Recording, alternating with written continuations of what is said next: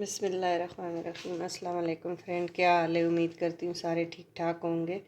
अल्लाह मियाँ आप लोगों को सेहत दे, हमारे साथ ही हम भी ठीक ठाक है, अल्लाह का शुक्र है।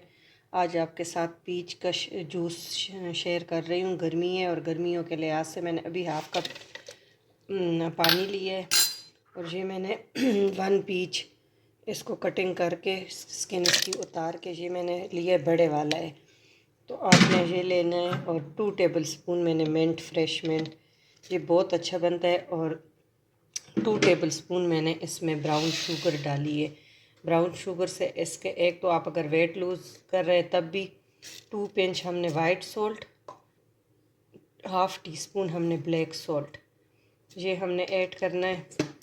और ये इतना टेस्टी बनता है और बहुत ही तबीयत को अशाश फशाश कर देता है। इन दिनों में लू लगती है, सारा कुछ होता है, तो अपने बच्चों को ये ज़रूर दें। और ये काफ़ी सारी हमने बर्फ़ रखी है। जब इसको हम शेक कर लेंगे, सही जूस हो जाएगा, शक्कर इसमें मिक्स हो जाए, फिर हम ये ऐड करेंगे।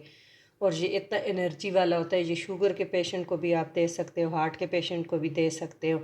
तो इसको अभी मैं शेक करती हूँ। 1 पीच लिया है, 1 कप, हाफ़ कप पानी, 2 table spoon brown sugar, 2 pinch white salt, half tea spoon, quarter tea spoon ऐसे ब्लैक सॉल्ट। और इसमें हम 1 टेबल स्पून अभी ऐड करेंगे लेमन जूस। ये जो है 1 टेबल स्पून के करीब हम इसमें लेमन जूस, फिर आप चख लेंगे जब आप बर्फ़ ऐड करेंगे तो आपको खटाई जितनी चाहिए तो आप इसमें, अब इसको शेक करके तो दिखाते हैं।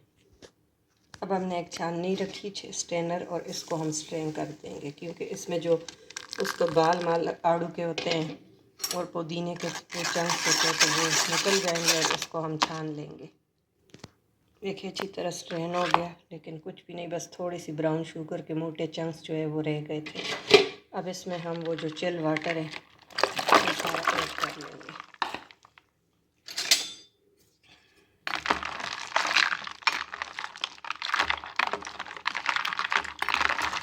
जितना चिल होगा इतना ये होगा। और ये लू लगने से, हार्ट के पेशेंट, स्टमक के पेशेंट जो, उनके लिए बहुत अच्छा है।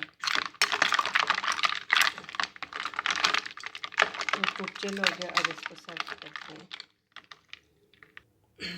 देखिए माशाल्लाह से ये हमारा रेडी हो गया। अगर आपको अच्छा लगे आप पहले ट्राई करें, फिर हमें कमेंट करना न भूलिएगा, लाइक करना, सब्सक्राइब करना। अगर न्यू है, जो पुराने फ्रेंड है, थैंक यू उनके वाचिंग के लिए। तो ये बनाए, जो डब्बों का जूस मिलता है उसका जायका बहुत गंदा होता है। ये एक दफ़ा आप बनाएंगे तो आपके गेस्ट आपसे पूछेंगे कि ये रेसिपी कहाँ से ये जूस मंगवाया है। ये इतना टेस्टी बनता है। Thank you for watching. अल्लाह हाफिज़।